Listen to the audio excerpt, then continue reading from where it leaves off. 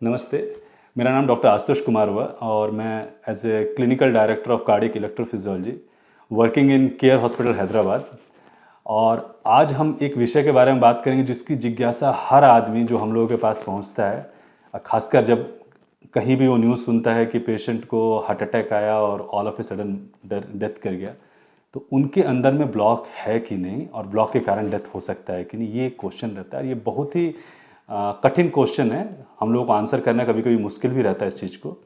लेकिन अगर आप जानना चाहते कि हम आदमी के मतलब किसी मनुष्य के अंदर में हार्ट की खून की नलियों में ब्लॉक है उसको कैसे पता करें, तो उसके लिए जो गोल्ड स्टैंडर्ड इन्वेस्टिगेशन होता है उसको कहते हैं एंजियोग्राफी।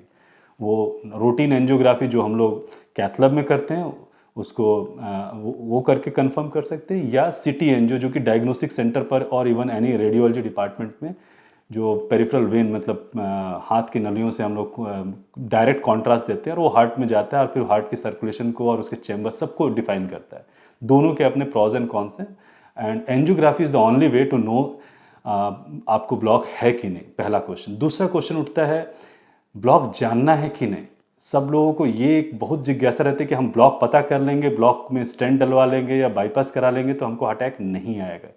ये एक बहुत बड़ा मिथ है, don't misguided by it. Heart attack जो आता है वो ब्लॉक खून की नलियाँ लगभग लगभग नॉर्मल भी रहती है तो उसमें भी आ सकता है। और इसकी जो उत्पन्न जो जो इसका इसका जो ओरिजिन होता है वो प्लाक से होता है। प्लाक का मतलब होता है fatty tissue which is deposited in the arterial wall, मतलब जो खून की नलियाँ हैं, हार्ट की खून की नलियों में जो प्लाक का जमा हुआ है, जो कि ब्लॉक के रूप में दिखेगा भी नहीं, means may be 10%, may not be visible. वो प्लाक में जब इन्फ्लामेशन होता है, उत्तेजना होती है, तो उसके बाद प्लेटलेट का एक्टिवेशन होता है, उसके बाद क्लॉट फॉर्मेशन होते हैं और क्लॉट फॉर्मेशन उस खून की नलियों को पूरी तरीके से चोक कर देता है, बंद कर देता है और उसको कहते हैं हार्ट अटैक। तो ये नहीं कि पहले से ब्लॉक 40% या 70% था वही कन्वर्ट होगा या 90% वही कन्वर्ट होगा। ये ब्लॉक 90% होने के बाद भी बहुत दिनों तक पेशेंट का 100% ब्लॉक ना कराए और एक 10% ब्लॉक जो कि हम लोग मान के चल रहे हैं कि पूरी तरीके से अभी उसके लिए कुछ करना नहीं रहता, उस स्थिति में एक बैक एक इन्फ्लामेशन उसमें बढ़ा और बाद में वो ब्लॉक के रूप में कन्वर्ट हो गया। सो ब्लॉक को चेक कब करना है, ये बहुत इंपॉर्टेंट क्वेश्चन उठता है। तो यूजुअली पहले तो हम लोगों को हर मरीज को उसके रिस्क प्रोफाइल से देखना होता है, पेशेंट को sugar, BP, family history, cholesterol और उसका सेडेंटरी लाइफस्टाइल, उसका स्लीपिंग पैटर्न, बहुत सारी चीज़ें होती है जिसको हम कहते हैं कि modifiable risk factor, non modifiable risk factor of atherosclerosis, उसको देखकर उसको मॉडिफाई करना रहता है। अगर उसके बाद भी पेशेंट को पेन्स आते रहते हैं जिसको कहते हैं एंजाइनल चेस्ट पेन, सीने में भारीपन आ रहा है जो हाथ में जा रहा है, नाभि तक जा रहा है या जबड़े तक जा रहा है, ऑन एंड ऑफ काम करने पर आ रहा है और बैठने पर कम कम हो जा रहा है, उसको कहते हैं एंजाइना।